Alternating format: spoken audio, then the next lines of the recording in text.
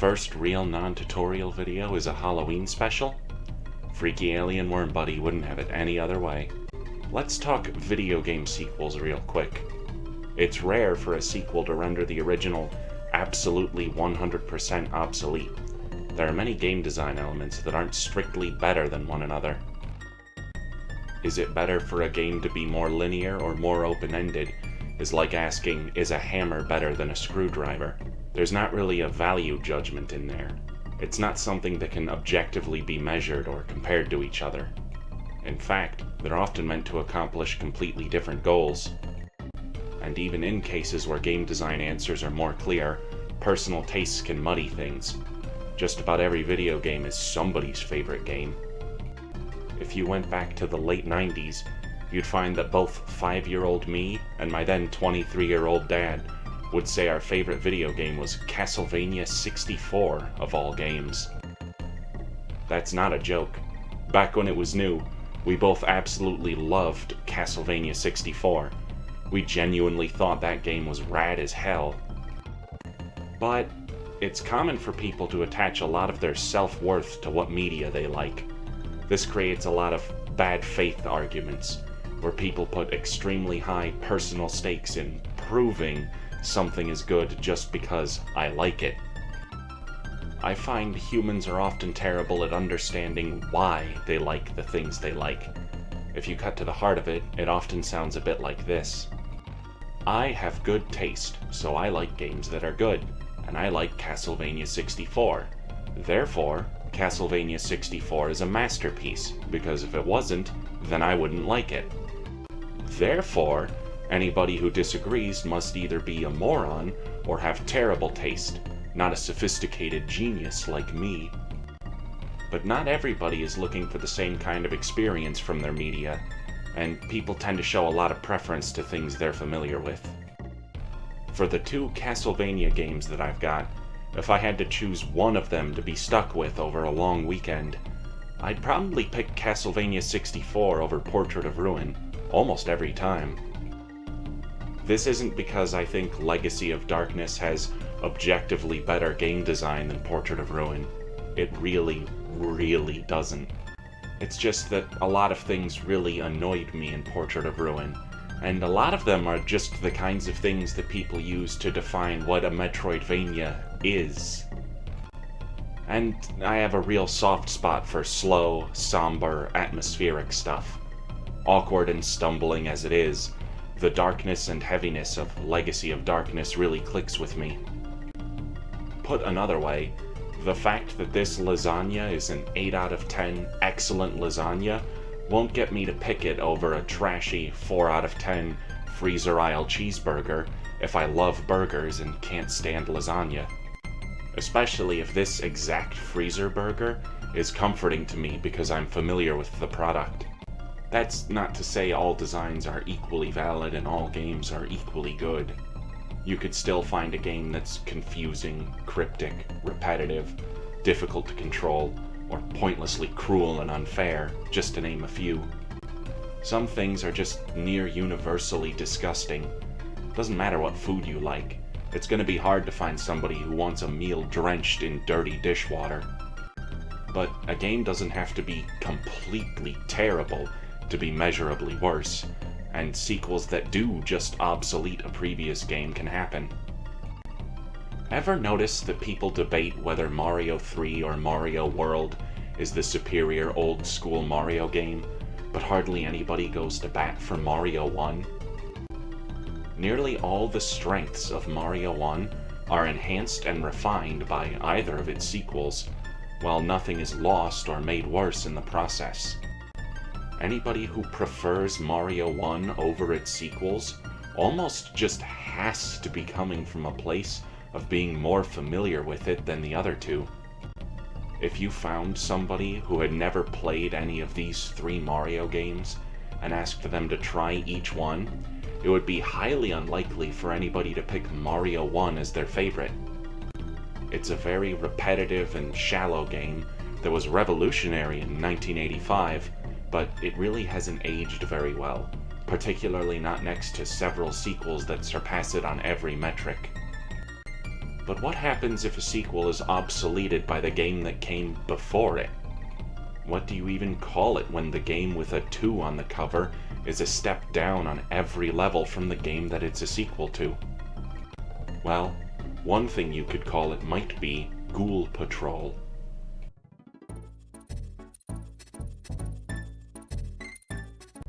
I'd like to apologize in advance. I'm about to get real stupidly in-depth about some really obscure games for a long time, but this game is just endlessly fascinating to me. At a glance, some may find this hard to understand.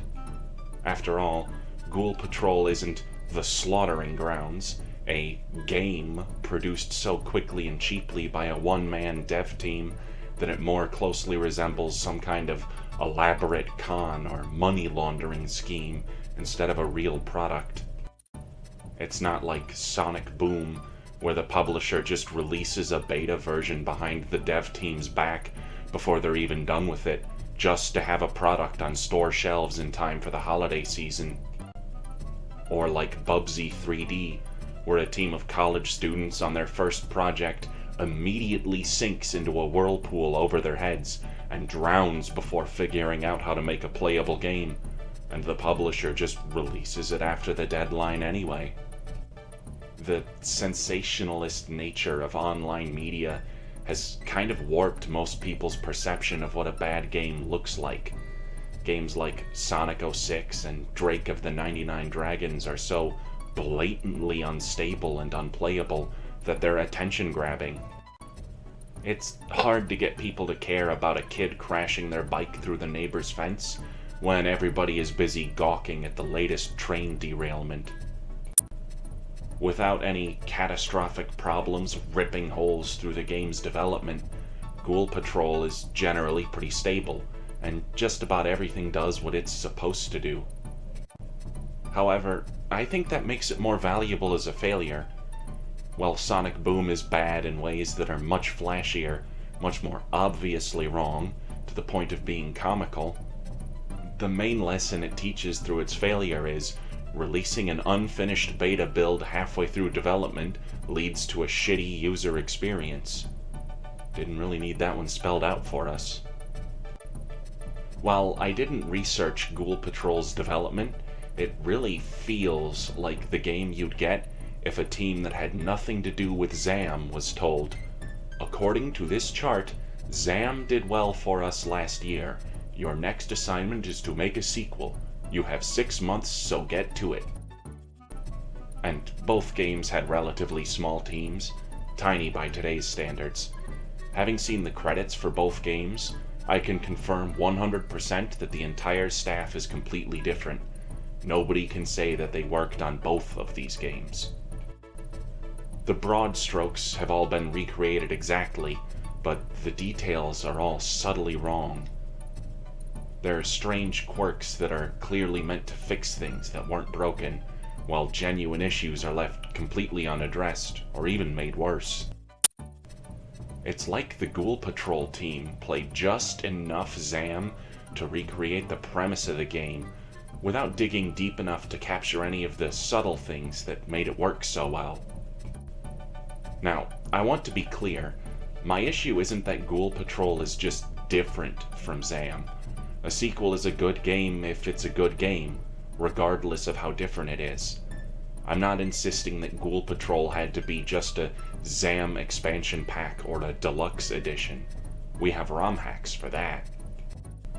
But all the things that Ghoul Patrol changes are just baffling. It's all so haphazard and aimless that it's genuinely kind of captivating. But what exactly are the things that have changed? Buckle up, we're gonna be here for a while.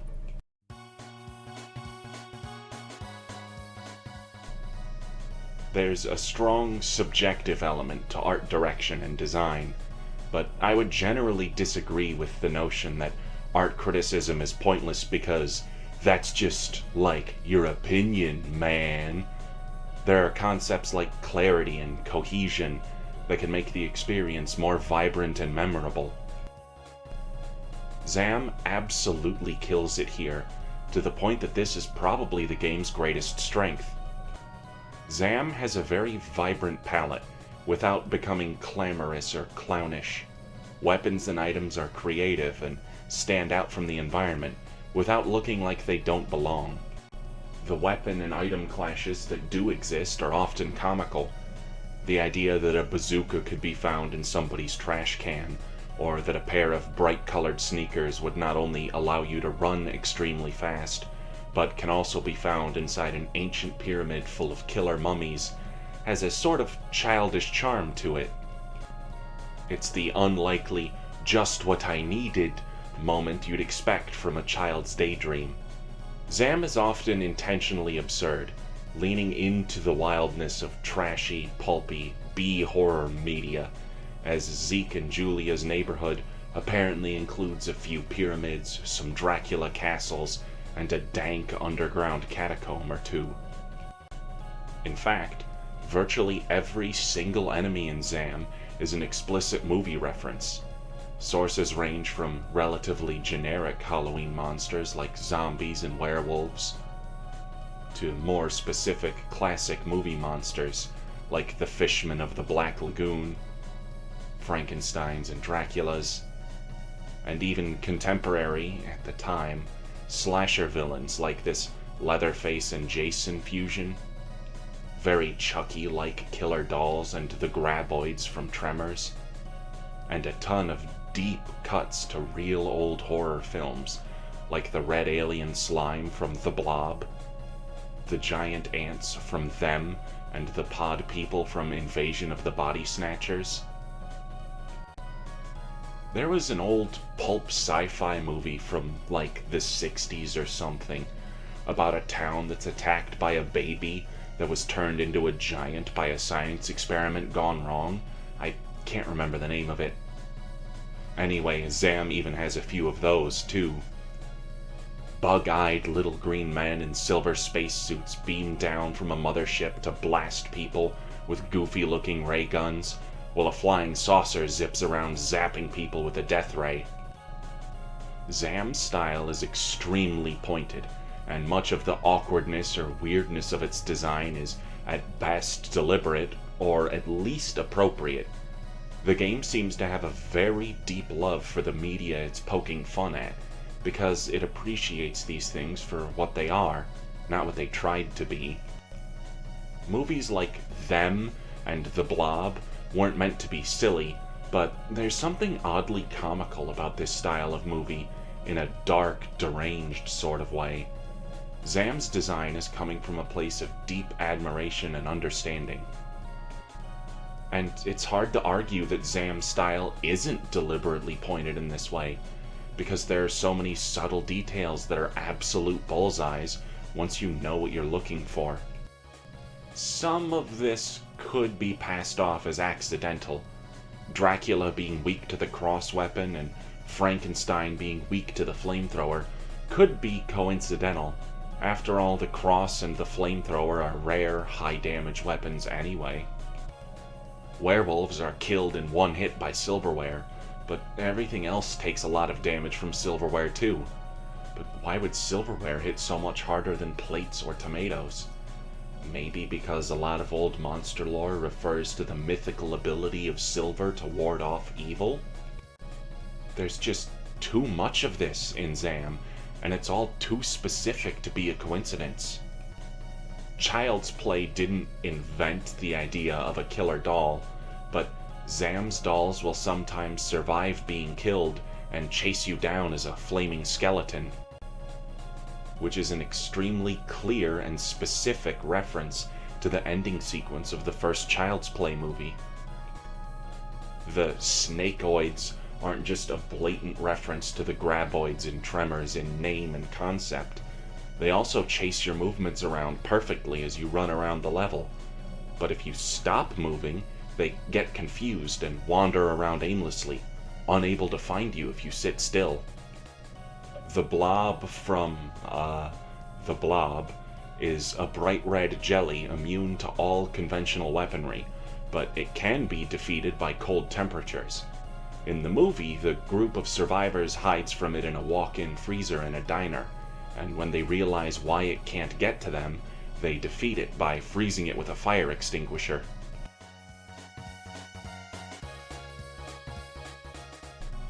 Ghoul Patrol falls completely flat here.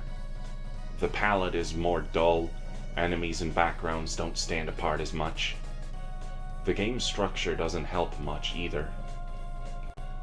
ZAMN starts each level with a brief title card, assigning each level a number, a name, and often a sensationalist tagline in the style of the shock-bait horror flicks the game is so madly in love with.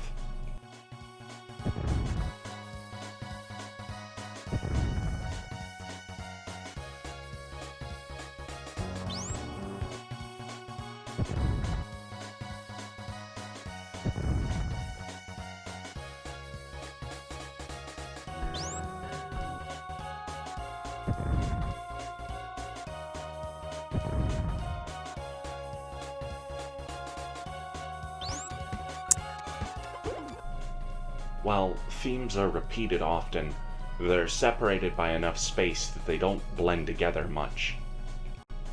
Ghoul Patrol introduces each level by a lazy-looking monster mouth effect closing over some splash art, fade to black, then fade into the next level without any fanfare.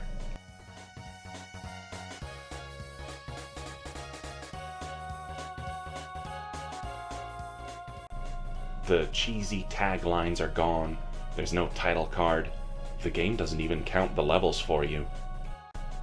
This compounds with them pulling shit like making 4 pirate levels, and the best things they can think of are Pirate Town again, some docks, and some docks again, in that order. Even just changing the arrangement to be town, docks, might have kept them from melting together so much. Oh yeah, the level themes. ZAMN took place mostly in suburban neighborhoods, with the occasional shopping mall or office building, and a few caves, catacombs, castles, pyramids, and even a few desert and beach levels. These are all common settings for B-horror films. Ghoul Patrol has 4 town levels, 2 levels set in ancient China. You know, China. The one with the samurai, geishas, and cherry blossoms. China. What was the music for these stages again?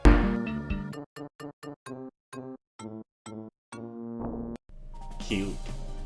After that, there's 4 pirate levels, 2 castle levels, and a single level in Ghosts and Demons World. I guess because actually calling it Hell would be too edgy. I know that reciting the game's structure from memory might seem to defeat my point about it all bleeding together, but trust me, I'm right. After my first trip through the game, I found myself consistently miscounting levels. There are 2 town levels that are huge mazes in what I think are supposed to be a hotel and an apartment building, but those concepts are so close to each other that I legitimately thought there were only 3 levels in the first world. Then the Japan world was such a dense labyrinth rife with backtracking that it felt like I spent an eternity there, and was absolutely convinced that there had to be at least 3 or 4 interchangeable levels there. There's no way it would take me so long to navigate just 2 levels, right? I forgot to count the copy-pasted pirate levels, and was driving myself crazy trying to think of what the 3rd level could have been. There was a pirate town, and the one with the docks, but what was that 3rd one? There is no 3rd one, there's just 2 of each of those. I also invented a castle level in my head again. The first castle level went on so long and was so large that I just genuinely thought there must have been more than 2 of them, but the medieval world is one of the least offensive for repeating level ideas. There's 1 castle level and a dungeon level over a lava pit. More on that one later. What's even the theme here? I guess the manual implies something about time travel, but that's kinda weak and not tied together well at all. What does time travel have to do with ghosts and demons? What do the areas that you time travel to have to do with each other?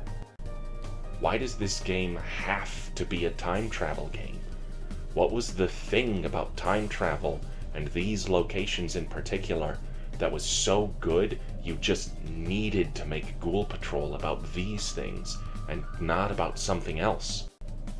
Ghoul Patrol's insistence on a traditional world-level structure for the sake of having themed bosses clumps all of the similar levels right next to each other, and the lack of any introduction or differentiation between levels weakens the boundaries between them, melting the game into a dull sludge. The enemy designs are similarly unfocused and relatively uninspired. That sure is a demon and a ghost and a zombie. Now, ZAMN wasn't exactly reinventing the wheel with its zombie and mummy designs. ZAMN werewolves are pretty by the book. Not every design has to be extreme. In fact, the generic and simple ones help contrast the specific and extreme ones. But Ghoul Patrol hardly goes beyond generic Halloween props. It doesn't help that enemy types also tend to be clustered together by world. Zombies appear briefly in one level in the city world, and then vanish from the game for a long time, until you reach the pirate world, which spams zombies at you constantly as nearly the only enemy, and then you never see zombies again. Is it really so hard to come up with an enemy design that you didn't cut out of a cliché Halloween display?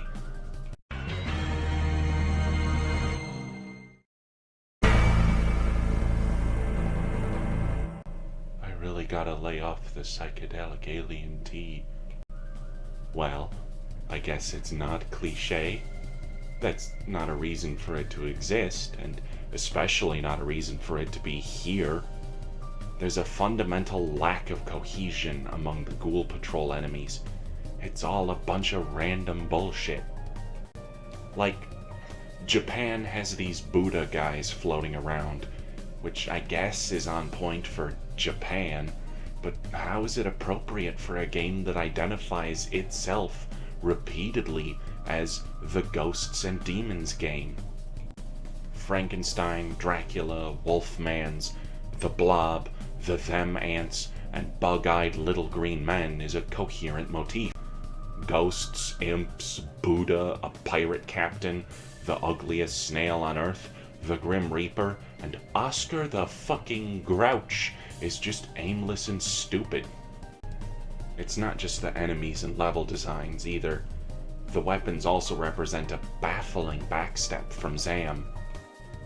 The first game featured a water pistol loaded with holy water, a fire extinguisher that could freeze enemies or put out fires to reveal hidden items or open new paths, a lawnmower with low range but an insane fire rate that could also destroy killer weeds, a cross that granted invincibility to most things and destroyed nearly anything that touched the shield, a bazooka that could pierce enemies and blow up certain walls, soda cans chucked like grenades with a big splash radius that could even be chucked over walls, a secret flamethrower weapon, as well as chuckable footballs, tomatoes, plates, popsicles, and silverware. Ghoul Patrol features a crossbow, a kinda cartoony gun that shoots bullets, a ray gun that shoots plasma, a laser pistol, and a grenade launcher? I think it's supposed to be a grenade launcher. That's it. You may notice that I had to pause repeatedly to explain weapon utilities in the ZAMN list, and just flew by the Ghoul Patrol ones. That's because no weapon in Ghoul Patrol serves any utility beyond being a thing to shoot enemies with. Several of them look similar, and can occasionally blend into the scenery, but that hardly matters because most of them are pretty worthless. The Ghoul Patrol sprites and level tiles are also not great compared to the ZAMN ones. At a glance, they look like they're at least more detailed. And, well, that's because they are. But bigger, more detailed sprites aren't free. Ghoul Patrol and ZAMN have the same resolution, so when you make the enemies and level tiles larger, it reduces the lead room. This is gently exaggerated, but it illustrates the idea. Each box is the same resolution, but when the pieces are larger, it looks like the camera has been pulled in. Ghoul Patrol isn't quite as extreme as that mock-up, but it was the first thing I immediately noticed about the game. Ultimately, it makes levels harder to navigate, since you can't get a good look of much of the level at once. Here's the deal. A sprite artist on ZAMN once commented that working on the game was very challenging. In order to pull the camera back and keep so much of the level visible, they didn't have many pixels to work with. She said it was like an impressionist painting, putting down a bunch of tiny dots in a way that your brain fills in the gaps when you look at it from a distance. It seems Ghoul Patrol didn't know or didn't bother, just making sprites at a size they felt comfortable with, and then didn't make the level design easier to navigate to accommodate. In fact, they made the level design harder to navigate.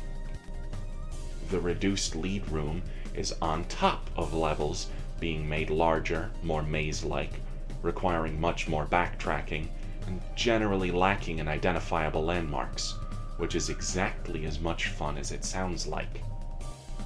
Now, as long as I'm thinking about this, I feel like the character designs in Ghoul Patrol are also a pretty major downgrade. Zeke and Julie's designs are actually kinda brilliant. They look like dorks.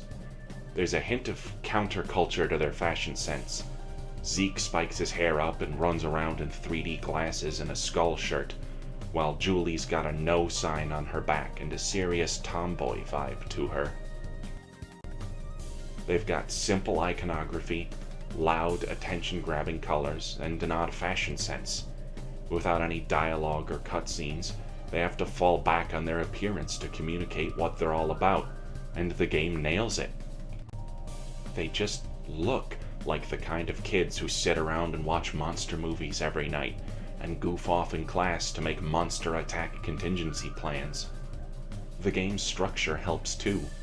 When monsters do attack, Zeke and Julie immediately grab whatever they can find and leap into action, while everybody else is completely petrified. If the monsters win and kill all of their neighbors, they're overwhelmed with despair. That's an emotional reaction. That's character. Still, there's very little specified exactly, which makes them extremely plastic and open to a lot of interpretation. Silent characters can work really well. A mostly undefined character is better than a terribly written one. Exhibit fucking A right here. Well, excuse me, princess. Actually, Exhibit A is kind of dishonest. That would imply more than one exhibit.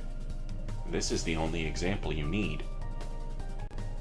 Unfortunately, Ghoul Patrol doesn't seem to know this. There's now an awkwardly written, completely unnecessary 4-minute cutscene at the start of the game. This is a problem because Ghoul Patrol has about as much plot as ZAMN, though the new story is also considerably worse. For the record, the story in ZAMN is a mad scientist made a bunch of monsters in his lab, then unleashed them on the world. And that's the story from the manual. The story as presented in the game goes more like this.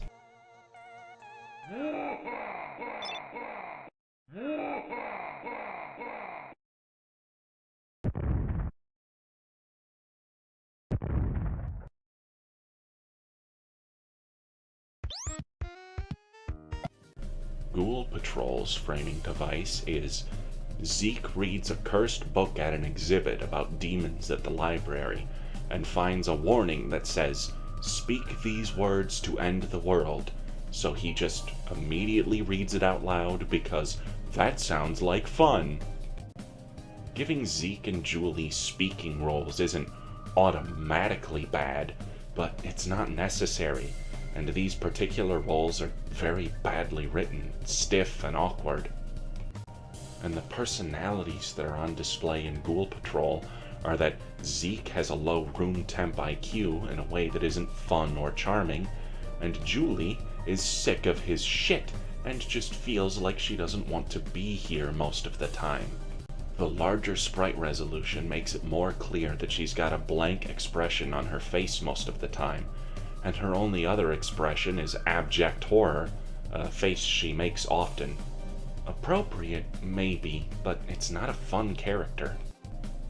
The importance of the score system in ZAM and the game's fake high-score leaderboard encourage competition between players, while the shared loss condition forces them to cooperate, at least a little bit.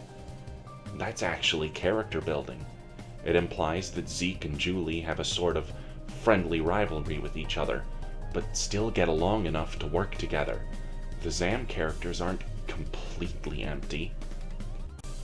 Ghoul Patrol raises the question of why Zeke and Julie are even friends in the first place.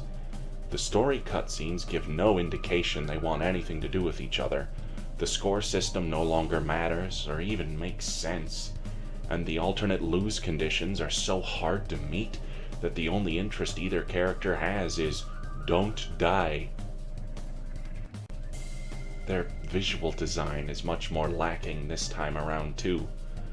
Zeke is still wearing 3D glasses for no reason, but his color palette has been changed to mostly red and white, so the glasses don't stand out as much. He also still has a skull emblem, but it's been moved to his hat and made much smaller. It's kind of hard to even notice. Also, the hat has a lot less character than his crazy spiked up hair. And Julie is still the more grounded of the two, but in Ghoul Patrol, that mostly means she's just very bland. She's ditched the hat for some reason, and lost the bold purple and red combo for a muted dark green and denim indigo palette. She lost her jacket's logo too. Like, if somebody showed up to an event in ZAM Julie cosplay, the loud colors advertise that she's a character. If they showed up in Ghoul Patrol Julie cosplay, a lot of people wouldn't even recognize it as a costume. That's because it honestly isn't one. Before we go, I want to mention the sound design, too. ZAM does pretty well here. The sound effects communicate information clearly, enemy death sounds are satisfying, victim screams are appropriately jarring, weapons sound alright to use. Ghoul Patrol actually recycles many sound effects exactly from ZAM, but not all of them, which is confusing and jarring if you've played ZAM before. For example, the victim death scream is the same, though maybe the sound file's a bit degraded, but the victim rescue sound is different. Most of the sound effects lack impact, and there are things like level hazards that use what sounds like slightly modified versions of the switch weapon sound effect that make things hard to understand. Some sound effects are repeated so rapidly that it becomes overwhelming, and there's a general lack of clarity to what the game wants to tell you. I think the soundtrack is a massive downgrade too. ZAM's OST is very short, only 9 songs, and each one loops after about 80 seconds. However, they're spaced extremely well. Out of 55 levels, tracks are only repeated in back-to-back levels twice, both times extremely late into the game, when dev time was running short. I actually have more issue with the soundtracks in ZAM ROM hacks, honestly. Hack creators seem to have less restraint, and repeat their favorite tracks a lot while neglecting the others. ZAM hacks tend to get grading sooner and harder than the actual game does, in my opinion. While music taste is pretty subjective, ZAM's OST is just as pointed as the rest of the game's design. It's got a ton of killer riffs and unique instrumentation over a variety of styles. Some tracks are sinister, some are frantic, and all of them achieve this in different ways.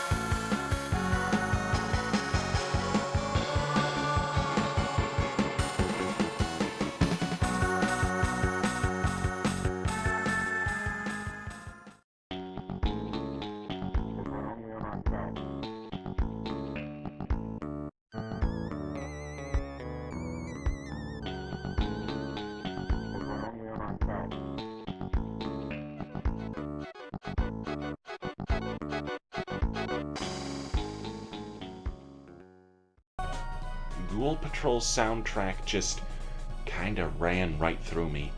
I can't really remember any tracks in detail, and while a few of them are appropriate for a spooky game, the melodies just kind of blend together.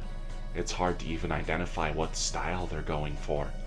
Some of them can get kinda grating pretty quickly, especially since levels are much longer now.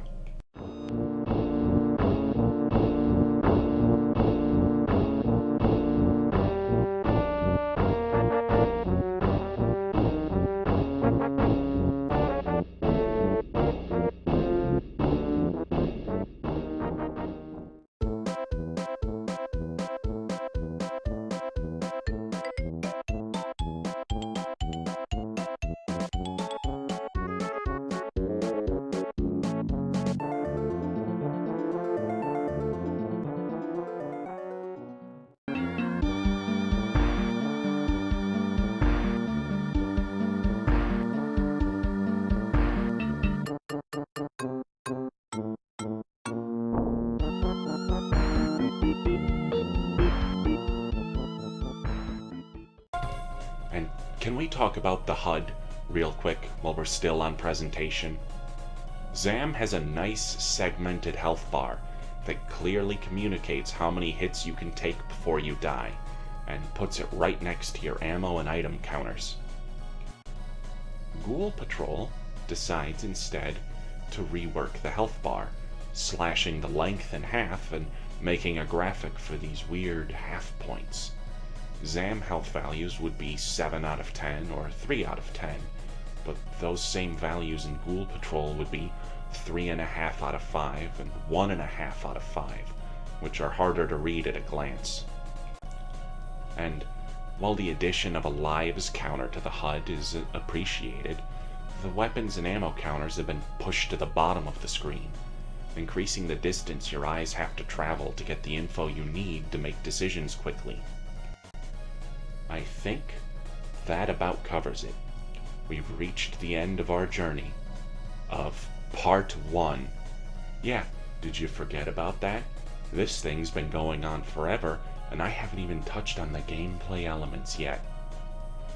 This is about all I could get done in time for Halloween, so I'm gonna have to take a week or two to finish the gameplay critique, where the shit really blasts up out of the septic tank. That's all I got for now. See you in Part 2. Peace.